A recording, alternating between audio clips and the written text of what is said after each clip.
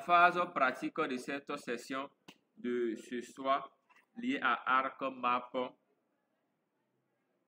nous permettra d'aborder quelques éléments clés. Il faut savoir que ArcMap est un logiciel. Ce logiciel, lorsque nous le téléchargeons, que nous l'installons, avec un raccourci sur le bureau, l'on peut récupérer tous ces éléments-là. ArcMap, ArcCatalogue, ArcScene, ArcGlobe. C'est un pack dont tout est lié pratiquement. Vous devez cliquer sur ArcMap pour ouvrir. Lorsqu'il va s'ouvrir pour la première fois, vous aurez l'interface qui est ainsi configurée. Donc, de façon générale, il vous présente des projets récents, c'est-à-dire la liste des projets que vous avez exécutés antérieurement. On peut bien voir ici les projets sur lesquels je travaille présentement. Et cette fenêtre-là, vous pourrez la fermer en cliquant sur la croix à l'extrémité en haut ici, ou bien en cliquant sur Cancel pour fermer. Si vous fermez cette fenêtre, vous avez accès à la fenêtre principale de ArcMap. Présentons ensemble cette fenêtre-là. Nous avons d'abord ici sans titre ArcMap, qui est la barre des titres. Le titre qui sera attribué à notre projet sera listé à ce niveau-là. Donc, la barre des titres. Un peu plus bas, nous avons différents menus, autrement différents onglets. C'est la version anglaise. Voilà. L'anglais n'est pas une limite. Je suis pas un expert en anglais. Je ne connais pratiquement rien en anglais, mais je manipule le logiciel. Donc, ne vous créez pas des limites. L'anglais n'est pas une limite à cette manipulation cartographique. D'abord, on a les différents menus, comme File, comme Edit, comme Vue. Donc, on parle de menus ou bien de onglets. Et l'avantage est qu'avec ArcGIS ou ArcMap plus particulièrement, chaque menu présente des sous-menus. Et ce n'est pas ça l'avantage. L'avantage principal est que si vous mettez votre curseur sur chaque élément de votre écran, il vous donne une information, un descriptif. C'est ça la puissance de ce logiciel et de ce système en information en sciences géospatiales. Les logiciels communiquent. Si vous mettez votre curseur sur un élément, il vous donne les détails qu'il faut savoir. Donc, avec le menu File, on a la possibilité de créer un nouveau projet, d'ouvrir des projets, d'enregistrer des projets et d'autres manipulations qui sont disponibles.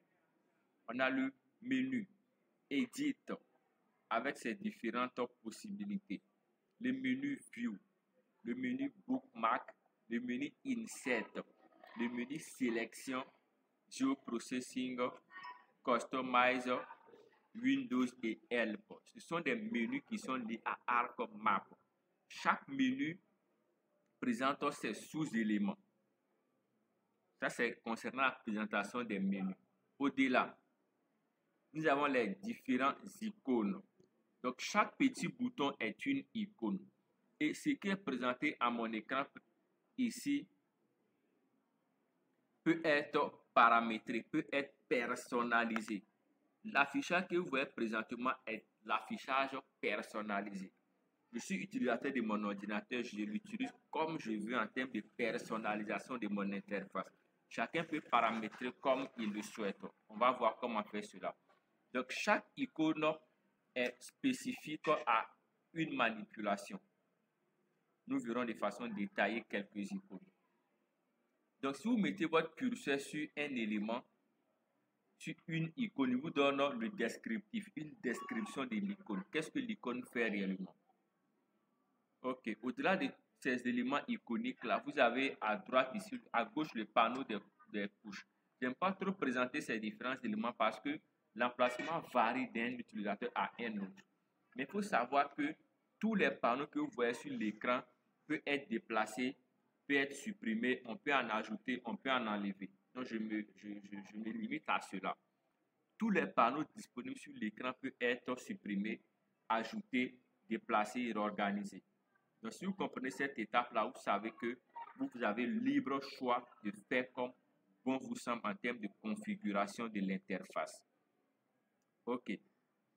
Ici, au milieu, le panneau principal, c'est la visualisation qui se fait à ce niveau-là. Donc, la géovisualisation sera visible ou sera accessible à travers cette interface-là. Nous allons voir cela tout à l'heure.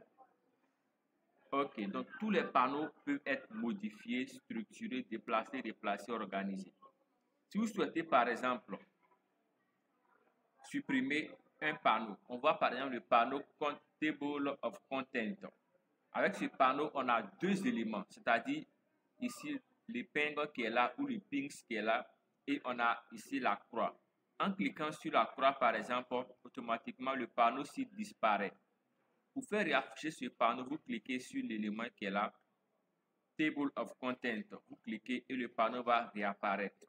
Donc, si vous souhaitez aussi afficher les panneaux qui n'existent pas actuellement sur votre écran, il y a deux manipulations.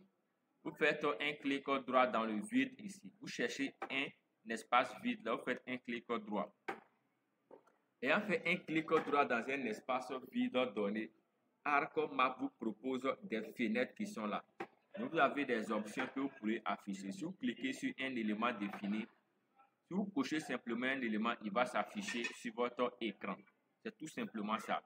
On a aussi la possibilité avec le menu ici, Windows, de retrouver certaines fenêtres qui sont la Table of Content, Catalogue, Cherche, Image, Analysis.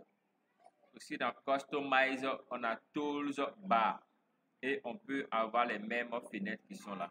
Vous cliquez sur un élément, vous pourrez l'ajouter à votre écran. C'est vraiment basique. Carrément en bas à gauche ici, on a 4 éléments. Le premier élément, c'est la Data View. La Data View, c'est la visualisation des données. Donc, c'est l'espace qui va nous permettre de faire la cartographie, appliquer des couleurs, appliquer des styles, donner des noms, faire des traitements, des géotraitements, des analyses. Et le deuxième bouton, c'est le bouton qui est lié à Layout View. Layout View, c'est la vue cartographique de mise en page. C'est cette vue qui va nous permettre de réaliser de rédiger nos cartes, ajouter une légende, ajouter un titre, ajouter une source, ajouter une orientation et tous les détails liés à la mise en page cartographique. Donc, pour pivoter entre ces deux vues, il y a les deux boutons en bas, Layout View et Data View. Donc, on peut aussi pivoter entre ces deux affichages-là à travers le bouton View, autrement le menu View en haut ici. Donc, on a Data View et Layout View. Donc, il faut comprendre globalement que tout ce qui est comme icône sur votre écran se retrouve dans les menus aussi. Donc, souvent, c'est pour ne pas aller un peu trop loin dans les menus qu'on clique sur les icônes passer là rapidement. Sinon, toutes les icônes sont matérialisées aussi dans les onglets que l'on peut avoir au niveau de la barre des onglets. Alors, on peut revenir en cliquant sur View, on clique sur Data View, on revient à la Data View. Les deux autres éléments, le premier permet de rafraîchir. Donc, si vous faites une manipulation et que la manipulation n'est pas encore visible, parfois, il va vous falloir actualiser. Donc, vous cliquez sur F5, vous cliquez sur le bouton là pour actualiser votre affichage. Voilà. Aussi, cette option vous permet de mettre en pause. Oui, allez-y, vous avez une question en poursuite. Donc, en termes de présentation, je pense que nous sommes beaucoup plus situés. Depuis les versions de 10.2, parce que je suis pas aussi très ancien dans la manipulation de ArcMap, j'ai commencé avec la 10.2. Voilà. De la 10.2 à la 10.8, c'est le même, ou disons la même interface pratiquement. Le reste de la manipulation, ce sont des choses individuelles. Chacun peut paramétrer comme il le veut. Donc, que vous ayez une version 10.2, 10.3, 10.4, 10.5, 10.7, 10.8, c'est le même paramétrage de base. Le reste, c'est de façon personnelle. Maintenant, cette étape, c'était une phase d'initiation qui nous a permis de présenter l'interface. Est-ce que nous pouvons pousser un peu plus, histoire de réaliser notre premier projet? Est-ce qu'on peut pousser un peu plus? Si on peut pousser, vous notifiez par message. Est-ce qu'on peut pousser un peu? Histoire de réaliser notre premier projet avec ArcMap. Je parle des débutants parce qu'il y a des anciens ici. Il y a des doyens, des experts, il y a des personnes très avancées dans la manipulation, mais permettez qu'on soit à un niveau 1 pour qu'on puisse monter progressivement en puissance. Donc, est-ce qu'on peut continuer? J'aimerais des notifications. Est-ce qu'on peut continuer, histoire d'appliquer ici les manipulations pratiques pour réaliser une carte. C'est une carte très basique, très simple. L'histoire pour nous, c'est de pouvoir maîtriser cette étape méthodologique-là, je le dis. Parce que très souvent, on reçoit tellement de messages. Toujours, on nous demande comment faire tel type de carte. Souvent, on est porté sur l'aspect de la manipulation pratique. On oublie que le résultat final, c'est lié à une méthodologie que nous devons appliquer, à une pratique méthodologique rigoureuse. Et nous allons voir ici une méthodologie de travail. Je souhaite réaliser une carte et on ira beaucoup plus dans les détails pour qu'on puisse comprendre. Je suis contacté par une tierce personne, par une organisation définie. Réalise-moi une carte de l'Afrique. Donc, quand je reçois une telle requête, il faudrait que je sois capable de définir avec celui qui demande le projet toutes ses attentes, ses besoins, ses exigences. Donc, lorsque je reçois ces informations, lui, il n'est qu'un profane, par exemple. Comment je reçois ces détails-là, en tant qu'expert, en tant que spécialiste, je dois être capable de savoir de quoi a-t-il réellement besoin. Je définis ses différents besoins, ses objectifs. Et lorsque je finis de paramétrer cet environnement de besoins, d'objectifs, les données utiles, les données nécessaires, il va me falloir aller télécharger ces données, organiser ces données, configurer ces données, traiter ces données avant d'aboutir à notre résultat ou au résultat qu'il demande. Donc, demander, je veux une carte de localisation de ma zone d'étude, je veux une carte d'occupation du sol. La carte d'occupation du sol, c'est le résultat final. Ce résultat final-là, pour l'obtenir, il faut une méthodologie de travail. Et si vous mettez l'accent sur votre méthodologie de travail, le résultat que vous recherchez, vous allez toujours l'avoir. Peu importe la durée, mais vous allez avoir le meilleur résultat possible parce que la méthodologie est très bien structurée. Donc, je réitère, on souhaite réaliser une carte de présentation sur l'Afrique, le découpage en pays de l'Afrique. J'ai ma demande qui est faite. Je récupère mes données, les différentes difficultés liées à mon projet, l'acquisition des données, le traitement. Je vous présente ici une base de données sur l'Afrique. J'ai une base de données sur l'Afrique que nous allons utiliser. Cette base de données est appelée Afrique. Lorsque j'ouvre cette base de données, j'ai ici plusieurs fichiers. Donc, c'est le découpage. C'est le découpage ici ou disons les données vectorielles sur l'Afrique. Et ces données vectorielles-là concernent, ici on a pratiquement, je pense, on a 6 fichiers. Donc un fichier vectoriel, vous ne devrez rien supprimer, sinon ça va corrompre la donnée. Donc on a le CPG, le DBF, le PGR, le QMD, le SHP et le SHX. Rien ne doit être supprimé, sinon la donnée sera corrompue. Donc, vous devrez vérifier tous ces détails d'abord avant de commencer à réaliser votre projet. Vous créez un dossier dans lequel toutes vos données sont stockées. Donc, vous voyez bien que la notion de géodatabase, stocker les données. Les données sont stockées. Je vais dans ArcGIS, autrement dans ArcMap. Je commence par créer mon projet. Je vais cliquer sur File. Le projet étant là, je vais le sauvegarder. Je clique sur File. Excusez-moi. Ensuite, je clique sur Save. Pour ceux qui aiment les raccourcis, vous faites un CTRL S pour sauvegarder le projet. C'est un principe de base. Vous créez un projet, vous le sauvegardez sans rien faire, c'est suffisant. Création de projet, sauvegarde de projet. Ne travaillez pas et puis après sauvegarder. C'est une fausse méthodologie. Vous créez un projet, vous le sauvegardez. Donc, je clique sur File. Je fais Save. Et lorsque vous faites Save, vous avez la possibilité de récupérer votre ordinateur, tous les fichiers qui sont là. Moi, je vais aller dans mon disque dans ce PC, je vais chercher le disque F. Ensuite, je cherche le labo. Ensuite, le labo service. Je cherche formation. C'est-à-dire, je cherche le dossier où je vais sauvegarder mon projet. Il ne faudrait pas le mettre n'importe où. Il ne faudrait pas le mettre aussi sur le bureau. Voilà. Donc, je cherche ici GD 1024. Je vais mettre mon projet dans le dossier GD 1024. Je vais l'appeler ici mon projet 1. Vous voyez bien que je n'ai pas mis d'espace. Je n'ai pas mis d'accent dans le nom.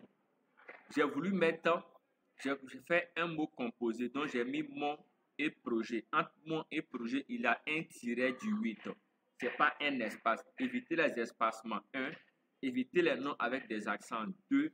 Évitez les noms qui sont trop longs 3. Principe de base. Pas d'accent. Pas d'espacement. Pas de noms trop longs. Je parle de la méthodologie et je le réitère. Le procédé technique est très important. Ayant donné le nom de mon projet, avec ArcMap, on a une seule extension de fichier, c'est le MXD. C'est le seul type d'extension sur ArcMap en termes de projet. Ayant donné le nom de mon projet, je fais enregistrer. Première étape en termes de manipulation sur le logiciel.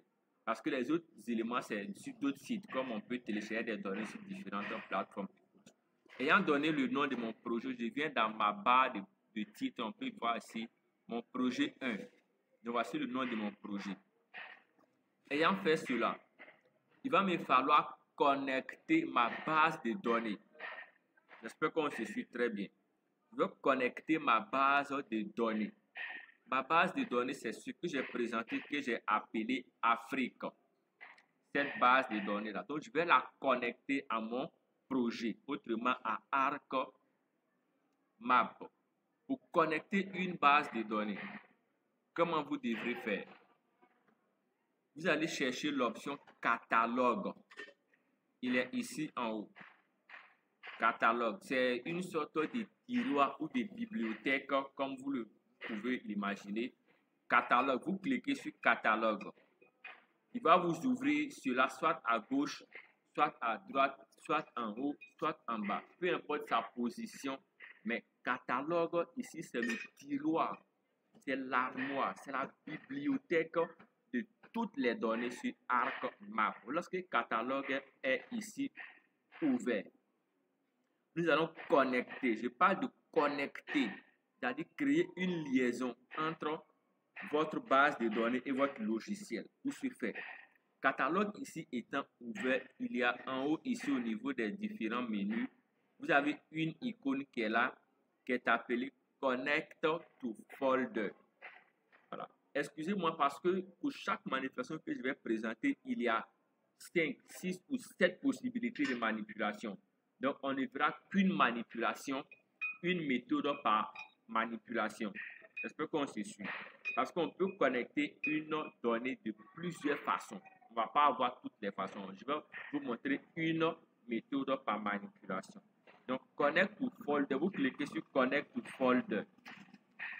De façon automatique, il va vous ouvrir vos différents dossiers de l'ordinateur. Excusez pour ce but-là. Donc, il va vous ouvrir votre ordinateur dans lequel vous devrez aller chercher le dossier en question. Donc, je vais descendre un peu plus. Je vais récupérer le dossier qui est appelé ce PC. Et dans ce PC, je vais chercher le dossier ici, le disque F. Ensuite, je vais chercher le labo. Après, je vais chercher ici le dossier. Hop, le labo, c'est ici. Ensuite, je vais chercher le dossier, le labo service. Je vais chercher le dossier formation. Ensuite, je cherche le dossier de la formation qui est là, qui est ici, qui est là. Et je vais cliquer sur le dossier GD 1024 pour l'ouvrir. Et voici ma base de données qui est appelée Afrique. Donc, je clique une fois sur Afrique et je fais OK. Voici maintenant connecter ma base de données. Donc, il faut commencer par connecter votre base de données. Cette base de données étant connectée, l'on peut voir le contenu de la base de données. Ici, en venant dans Catalogue, on peut bien voir la base de données, elle est sélectionnée. Donc, vous cliquez sur le plus qui est là. Et automatiquement, voici votre base de données avec le fichier qui est là. Le fichier Afrique, le fichier afrique.shp. Donc, c'est notre donnée sur laquelle on va travailler. Maintenant, pour ouvrir cette donnée, il y a plusieurs méthodes. Je le dis toujours, pour chaque manipulation, il y a plusieurs méthodes. On va aller avec une méthode par manipulation. Vous faites un clic gauche maintenu. Vous maintenez le clic gauche sur cette donnée. Vous glissez et vous mettez sur votre espace de travail. Clic gauche, mais il faudrait vérifier que le plus soit activé. Et vous laissez votre clic gauche de façon automatique, de façon systématique, de façon instantanée et spontanée. Vous avez votre donnée qui est là. Donc, on a ici la carte de l'Afrique. Permettez-moi, je ne sais pas si cette carte-ci, elle est actualisée par rapport au découpage actuel, puisqu'il y a en Afrique parfois des zones où il y a des découpages qui sont très mouvants. Donc, on ne va pas rentrer dans cette question de géopolitique, de géostratégie. On va se contenter de la donnée que nous avons. OK. Cette donnée qui est activée ici, nous verrons quelques manipulations. Première information, c'est d'abord savoir que dans le menu, dans le tableau ici, ou disons dans la fenêtre Table of Content, nous avons notre donnée qui est là.